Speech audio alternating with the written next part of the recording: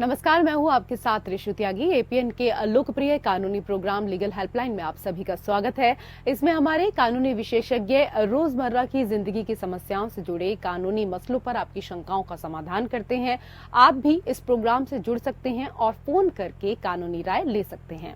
आज हम आपको जानवरों पर अत्याचार रोकने से जुड़े कानून की जानकारी देंगे। हम अपने घरों में पालतू जानवर तो रखते हैं, लेकिन जाने अनजाने में उनके साथ कई बार ऐसे सलूक करते हैं जो अपराध की श्रेणी में आता है। इसकी हमें सजा भी मिल सकती है। इसी तरह हमारे आसपास घूमने वाले जानवरों के साथ भी हमारा व्यवहार बहुत मायने रखता है। कई ऐसी बातें हैं जो हमें शायद नहीं मालूम, लेकिन भारतीय कानून की नजर से वो भी अपराध की श्रेणी में आती हैं। जानवरों पर हो रहे अत्याचार को रोकने के लिए भारत सरकार ने वर्ष 1972 में भारतीय वन्य जीव संरक्षण अधिनियम पारित किया था।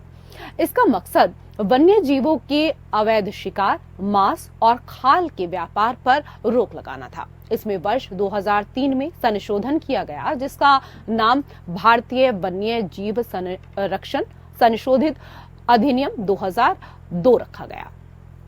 आज हम आपको जानवरों पर अत्याचार रोकने से जुड़े कानून की जानकारी देंगे। हमारे साथ जुड़े हैं इस दौरान अधिवक्ता परमानंद पांडे जी। सर, बहुत स्वागत है आपका हमारे विशेष कार्यक्रम में। तो आज के विषय से संबंधित अगर आपका कोई कानूनी सवाल है, आज इस विषय से संबंधित कोई भी जानकारी आप हासिल करना चाहते हैं, तो आप कॉल कर सकते हैं। 2 नंबर आपकी टीवी स्क्रीन पर हैं, दोनों में से किसी भी एक नंबर पर आप डायल करें। जानवरों पर अत्याचार रोकने को लेकर क्या कुछ कानून बनाए गए हैं, इसी को लेकर आज हम जानकारी हासिल करेंगे। और 01206127 और इसके साथ ही दूसरा नंबर 01206127 दोनों में से किसी भी नंबर पर आप डायल करें। सर, सबसे पहले तो हमारे तमाम दर्शकों को ये बताएं कि संविधान में जानवरों के हित की क्या कुछ बातें कही गई हैं। वास्तव में भारत का संविधान बहुत ही मानवीय माना जाएगा, कम से कम जानवरों के मामले में। ये स्थिति है कि कहते हैं ना कि जानवर कैसे कहा जाता है। जानवर वो है जो मानव के इतर हो, उसको जानवर होता है। इसी नाते आपने जो कहा कि वाइल्ड लाइफ प्रोटेक्शन एक्ट, यानी ये अगर मान लीजिए वाइल्ड माने जानवर है, तो ये किसी भी तरह के जानवर के प्रोटेक्शन के लिए एक्ट बना हुआ है जी। आपको मैं छोटा सा उदाहरण दूंगा कि पहले की स्थिति ये थी कि जानवर को संपत्ति माना जाता था, और भी पहले चले जाए तो इस देश में क्या पूरी दुनिया में ऐसी स्थिति आ गई थी कि स्त्रियों को भी वो अधिकार उनको मानव का नहीं मिला हुआ था। लेकिन बाद में ये स्थिति आ गई कि कम से कम भारतीय संस्कृति में तो नारियों को ये एक बहुत बड़ा सम्मान मिला, लेकिन फिर भी जानवरों को उनको माना जाता था कि एक संपत्ति है। जानवर को रखा जाता था कि ये मेरी संपत्ति की तरह से है और इसके रक्षा करना मेरा दायित्व है जी। आप देखते होंगे, इसी नाते लोगों के कहते थे गाय, बैल, भैंस, इसके आधार पर देखा जाता था, तो उसकी संपत्ति का आकलन किया जाता था कि कितने बैल की खेती इस व्यक्ति के पास है, कितना नहीं है। तब जब ट्रैक्टर नहीं थे तब, अब तो स्थिति बदल चुकी है। कितनी भैंस है, कितनी गाय है। अब ये स्थिति आ चुकी है कि इनके प्रोटेक्शन के लिए, इनके संरक्षण के लिए आपको ध्यान देने की जरूरत होती है। तो इसी नाते कहा गया जो मानवीयतर हैं, मानव से इतर हैं, वो सारे जानवर माने जाएंगे। या पक्षी, उनमें पशु ही है, उसमें पक्षी भी है। इन सारे लोगों को जानवर की श्रेणी में रखा जाता है और इनके प्रति हमको सहानुभूति पूर्वक विचार करने की जरूरत है और इनके बारे में सोचना है कि पूरी करुणा, एक दया की भावना रख करके इनके प्रति रखा जाए। यही एक उद्देश्य है इस कानून का। और कानून मतलब भारत के संविधान में भी इस चीज को उल्लिखित किया गया है। और जो आप देखेंगे कि भारत के संविधान में तो ये भी कहा गया है कि गौवंश की हत्या नहीं की जा सकती, क्योंकि वो एक यूनिफॉर्म सिविल कोड की जब बात कही जाती है तो उसमें कहा जाता है जो directive principles of state policy है, उसमें ये साफ साफ बात आ गई है कि आप जानवरों के प्रति पूरी तरह से दयालु होंगे, कृपालु होंगे, उनके प्रति सहिष्णुता रखेंगे और उनको पर अन्याय और अत्याचार नहीं करेंगे। जी सर, बहुत सारे लोग ऐसे होते हैं जो जानवरों के प्रति काफी करुणा रखते हैं, लेकिन बहुत सारे ऐसे भी होते हैं जो क्रूरता दिखाते हैं। ऐसे व्यक्ति जो किसी जानवर को मारने या पंगु बनाने का अपराध करते हैं, तो उसको क्या कुछ सजा हो सकती है? देखिए, जो व्यक्ति दो चीजें इसमें देखे, जैसे खाने वाली चीज है, कई बार लोग इसको आहार के तौर पर लेते हैं, जैसे बकरी हुई, भेड़ हुई या मुर्गी हुई या मुर्गा हुआ, तो इसको कई लोग ये वो करते हैं कि हम इसको आहार के रूप में लेते हैं। लेकिन आहार के रूप में भी किसी प्राणी का आप उसको पंग बनाने का, आप उसकी किलिंग करने का या माइमिंग करने का, उसको आप पूरी तरह से पंग बनाने का काम आप नहीं कर सकते हैं। उसका लिए नियम कुछ बनाए गए हैं कि इसी आधार पर उनको आहार के लिए उनका उपयोग किया जाएगा और उनको मारा जाएगा। ये ऐसा नहीं कि जहां चलते जब मन में आया तब किसी को आप कहीं पे सड़क चलते मार दिया है आपने, ऐसा कतई नहीं हो सकता। वो एक स्लाउटर हाउसेस में ही आप उसके लिए पूरी तरह से लाइसेंस लेना पड़ता है और उस लाइसेंस लेने के बाद उसी विधि को अपना करके ही आप पंग बना सकते हैं। पंग नहीं, उसको केवल मार सकते हैं, पंग तो बना ही नहीं सकते हैं। अब इसके लिए अगर जो व्यक्ति इसका उल्लंघन करता है तो वहां पर हमारे कानून में पहले का नियम चूंकि ये बना हुआ 1972 का, 2002 में उसका संशोधन हुआ, तो अब तो 2 साल की सजा और 1,000 रुपए जुर्माने या दोनों की चीजें हो सकती हैं। पहले तो ये केवल सजा 50 रुपए की थी, लेकिन अब जो है 1,000 रुपए की सजा और 2 वर्ष की 1,000 रुपए का जुर्माना और 2 साल की सजा दी जा सकती है, या दोनों चीजें एक साथ की जा सकती हैं कि 2 साल की सजा भी मिले और 1,000 रुपए जुर्माना भी किया जाए। ये प्रावधान है जी। ये तो सर यहाँ पर बात हुई, अगर जानवरों पर अत्याचार करते हैं तो क्या कुछ सजा हो सकती है, अगर उनको मारा जाता है तो क्या कुछ इस दौरान जो व्यक्ति होगा उसको सजा हो सकती है। लेकिन बहुत सारे लोग सर ऐसे भी होते हैं जो पहले तो बड़े प्यार से अपने घरों में पशु पक्षियों को पालते हैं, लेकिन उसके बाद उनको बेसहारा भी छोड़ देते हैं। तो अगर ऐसे किसी जानवर को बेसहारा छोड़ा जाता है तो क्या उसके लिए भी सजा के प्रावधान है? जी, ऐसे व्यक्ति को जो मान लीजिए, बहुत सारे लोग, आपने ठीक कहा, आपने एकदम सटीक बात कही कि लोग क्या करते हैं, पहले पशुओं को रखते हैं और कई बार उनका मन उचट जाता है या कुछ भी कारण होते हैं, कोई कारण, तो उसको वो छोड़ देते हैं, अबंडन कर देते हैं, उनको पूरी तरह से बेसहारा छोड़ देते हैं। और ऐसे पशु अगर भूखे प्यासे होते हैं तो कई बार वो हिंस्र भी हो जाते हैं, हिंसक भी हो जाते हैं। ऐसी स्थिति से निपटने के लिए ये कहा गया है कि ऐसे व्यक्ति जो पशुओं को बेसहारा छोड़ते हैं अपने पास रख करके, उनको भी सजा का वही प्रावधान होगा जो पशुओं को किसी तरह से पंग बनाते हैं या पशुओं को मारते हैं। जब आप ऐसा काम करते हैं तो उनको भी वही सजा मिलेगी जो बेसहारा छोड़ देते हैं पशुओं को, उनके साथ भी वही प्रावधान अप्लाई होगा और उनको भी वही सजा मिलेगी। जी सर, आज के विषय से संबंधित कई और प्रश्न हैं जो आपसे समझना चाहेंगे। सर, आवारा कुत्तों से जुड़े कानूनी प्रावधान क्या कुछ है? देखिए, आवारा कुत्ते, सामान्य तौर पर ये एक स्थिति आ गई है कि आवारा कुत्तों को जब चाहिए मार दीजिए, ऐसा नहीं है।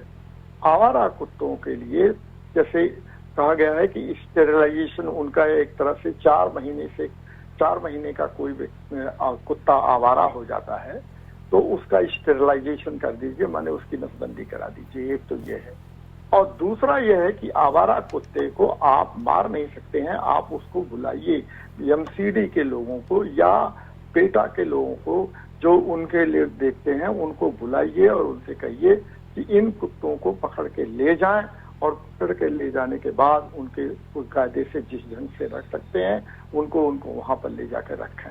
लेकिन ऐसा नहीं है कि आवारा कुत्ते आप उठाया और उसको आपने मार दिया, गोली मार दिया या किसी ढंग से। ऐसा करना एक तरह का अपराध है और इस अपराध का दंड भी मिलता है। उनको भी वही दंड मिलेगा कि अगर उन्होंने अनावश्यक रूप से किसी पशु को मार दिया है तो उनको भी वही दंड मिलेगा जो किसी पशु को मारने पर मिलता है। तो ये तो आवारा कुत्तों के बारे में होगा। आवारा कुत्ते, कई बार ये होता है कि सड़क पर चलते रहते हैं लोगों पर अनावश्यक रूप से भौंकते हैं और वो उनको किसी किसी को काट लेते हैं। ऐसी स्थिति में सबसे जरूरी चीज है कि ऐसे आवारा कुत्तों के बारे में जानकारी दी जाए और उनको पकड़ा जाए। सामान्य तौर पर ऐसा भी कई बार होता है कि आवारा कुत्ते एक ही क्षेत्र में होते हैं। आप देखेंगे कि कहते हैं कि कुत्ते जो है दूसरे एरिया में जाने पर वो हिचकिचाने लगते हैं, वो दूसरे क्षेत्र में नहीं जाते हैं। उनकी घ्राण शक्ति, उनकी सूंघने की शक्ति बहुत मजबूत होती है। कोई भी व्यक्ति जो उनके इलाके में आता है वो उस इलाके में आने पर उसके लिए भौंकने लगते हैं या काटने के लिए दौड़ते हैं। तो सामान्य तौर पर ये देखा जाता है कि आवारा कुत्तों के बारे में उस क्षेत्र में रहने वाले लोग जो हैं वही चाहे तो उसको पकड़ करके और रख सकते हैं, या उनको ऐसा है कि वो प्रिवेंशन ऑफ क्रूरल्टी जो होती है ये एनिमल्स के प्रति उन लोगों को बुलाएं और बुला करके उनको सौंप दें, ऐसा काम करें। जी सर, इस बार आपने कुत्तों को लेकर बहुत सारी जो जानकारियां हैं वो हमारे दर्शकों को यहाँ पर उपलब्ध कराई हैं, लेकिन मैं आपसे बंदरों के बारे में भी यहाँ समझना चाहूंगी, क्योंकि बंदरों को अक्सर हमने कई बार देखा है कि बाजार में उनको नचाया जाता है या फिर कमर्शियल कार्य के लिए उनको पाला जाता है। तो क्या ये सही है, और अगर ये गलत है तो क्या ऐसा करने पर भी सजा मिल सकती है? इसके लिए क्या कुछ प्रावधान है?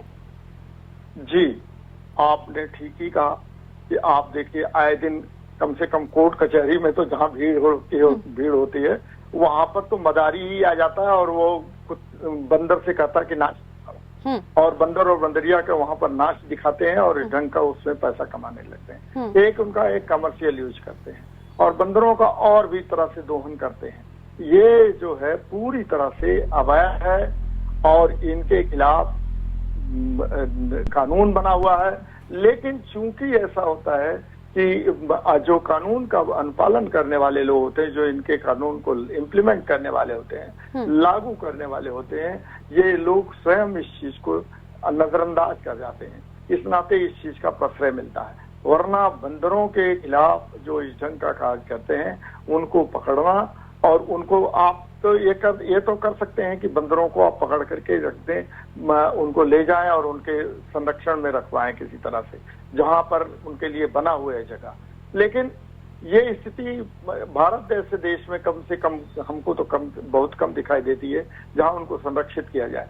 आजकल आपको मैं बताऊं कि कई जगहों पर आजकल तो ऐसा है कि पहले तो ये सांड और गाय बहुत दिखाई देते थे। आजकल स्थिति ये हो गई है कि जब से इन पर प्रतिबंध लग गया है कि आप इनको पकड़ नहीं सकते हैं या कहीं और नहीं बंद कर सकते हैं, तब से सड़कों पर आए दिन आप देखिए कि चलते हुए सांड मिल जाते हैं, गाय मिल जाती हैं, और बहुत सारे लोग ऐसे अपना धार्मिकता का प्रदर्शन करते हुए कहते हैं कि हम उनको यहीं पर रोटी देंगे या खाना देंगे। ऐसी स्थिति में यह आ जाता है कि कई बार वो एक न्यूसेंस की तरह से काम करते हैं और इनके लिए भी बना हुआ है कि आप उनको ले जाइए, गौशाला में रखिए, सरकार के पास उनको बताइए।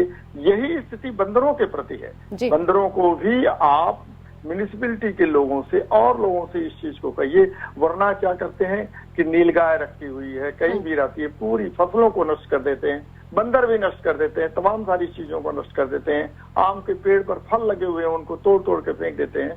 ऐसी स्थिति में आपको सबसे ज्यादा अच्छा ये सलाह देता है कि आप उनको म्युनिसिपैलिटी के पास ले जाएं और कहें कि आप देखिए इनका ध्यान रखें। ले जाने का मतलब उनको फोन करके बुलाएं, उनके ले जाएं, उनके संरक्षण में रखें।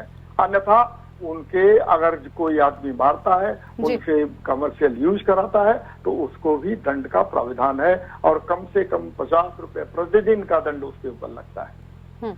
सर, ये तो यहाँ पर गाय और बंदरों को लेकर आपने बताया। कई बार हमने देखा है कि अक्सर चाहे हाथियों को लेकर बात करें या फिर कई ऐसे पक्षी भी हैं, तोता हो गया, चिड़िया हो गई, और भी बहुत सारे पक्षी हैं जिनको सर्कस के लिए अक्सर पकड़ा जाता है, ट्रेनिंग दी जाती है और फिर सर्कस में उसका इस्तेमाल किया जाता है या सड़क के खेल में इसका इस्तेमाल किया जाता है। तो ये भी कानूनी रूप से जुर्म है और इसकी क्या कुछ सजा होगी सर? जी, आप अभी तो क्या बताएं कि ऐसी स्थिति आप कभी सड़क पर चलते देखिए तो कई लोग रख लेते हैं तोता को, पैरट्स को, और वो कहते पिंजरे में बंद करके और कहते हैं हम आपका भाग्य इससे पता लगा दे रहे हैं।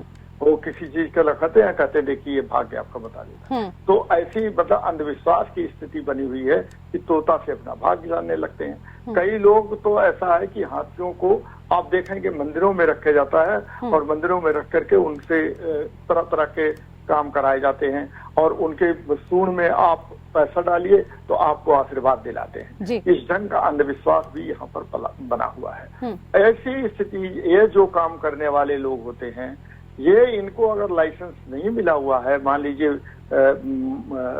जानवरों को पालने का या चिड़िया को पालने का, तो क्या होता है, या हाथी को पालने का या किसी भी चीज को पालने का अगर लाइसेंस नहीं मिला हुआ है तो इसके लिए भी दंड का प्रावधान है और ऐसे लोगों को भी सजा हो सकती है। लेकिन सामान्य तौर पर यह देखा जाता है कि ऐसे लोग ले दे करके कहीं न कहीं छूट जाते हैं, वरना तो आप देखिए सड़क पर चलते हुए हाथी को ले आते हैं, हाथी का मंदिर के साथ उपयोग करते हैं और कई मंदिरों के सामने तो खड़ा होकर के वो सीधे पैसा मांगते हैं और भीख मांगने का काम करते हैं। हाथियों को पूरी तरह से भोजन भी नहीं देते हैं, ऐसी स्थिति आ चुकी है। लेकिन इस कड़ाई का सीधे सीधे अनुपालन होना चाहिए, इसका इम्प्लीमेंटेशन ठीक ढंग से हो तो निश्चित रूप से मैं कह सकता हूँ कि इस पर रोक लग सकती है। अन्यथा तो कानून बनाया जा रहा है, इस पर दंड भी प्रक्रिया है, लेकिन वो पूरे दंड प्रक्रिया को पूरी तरह से लागू नहीं किया जाता। जी सर, जानवरों की बलि को लेकर कानून क्या कुछ कहता है वो भी आपसे समझना चाहेंगे। क्या जानवरों की बलि पर कानूनी रूप से प्रतिबंध है और अगर हाँ तो सजा क्या कुछ हो सकती है? देखिए, जानवरों पर कानूनी रूप से पूर्णतया प्रतिबंध है, लेकिन आपको मैं बताऊं कि जानवरों की बलि के बारे में तो ऐसा अंधविश्वास ये के चलते कई बार होता है कि आपको कामाख्या देवी का मंदिर आप असम के पास देखेंगे, वहां पर या नेपाल में मंदिर है, वहां पर मंदिर में मंदिर के सामने कई बार जानवरों की बलि दी जाती है, भैंसे का बलि दी जाती है। ये पूरी तरह से प्रतिबंधित है।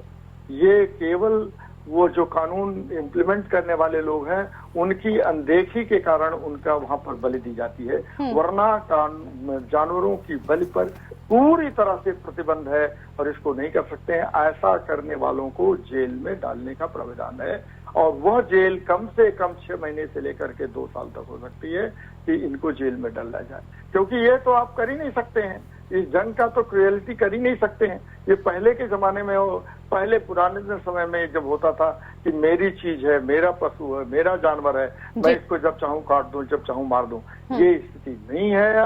आजकल की स्थिति यह है कि जानवर भी ये एक समाज का हिस्सा है और उसके प्रति सुप्रीम कोर्ट के और हाई कोर्ट के कई बार फैसले आ चुके हैं कि आप इनकी जब चाहे तब, जहां चाहे तब आप इसका वध नहीं कर सकते हैं, इनका स्लाटर नहीं कर सकते हैं।